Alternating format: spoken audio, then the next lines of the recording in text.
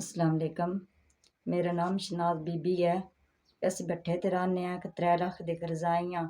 साड़ी अल्लाह ताला दी मानत दौलत एक बेटी है ते वो बीमार है। इक्को ही मेरी बेटी है ते उसदे नक्क दी हड्डी बध गई है।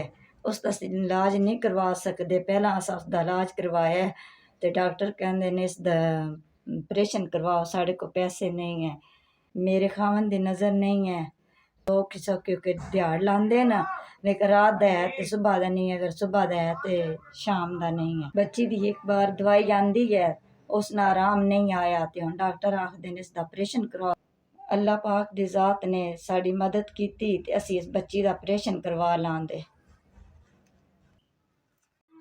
1 2 3 4 5 मेहरबानी, शुक्रिया भाई। अल्लाह ताला तुहानू खुश रखे, अल्लाह ताला तुहानू आबाद रखे, अल्लाह ताला तुहानू चोखी हिम्मत देवे गरीबां दी मदद करने दी।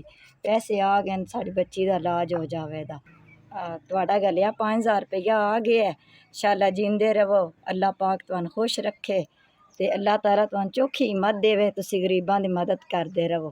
बच्ची दी दवाई वास्ते परेशान आस, चलो हुण आसरा हो गया, अस बच्ची दी दवाई ले लवांगे। अल्लाह ताला तुहानू खुश रखे, अल्लाह ताला तुहानू आबाद रखे, अल्लाह ताला तुहाडी लम्मी जिंदगी करे, अल्लाह ताला तुहानू चोखी हिम्मत देवे गरीबां दी मदद करने वास्ते।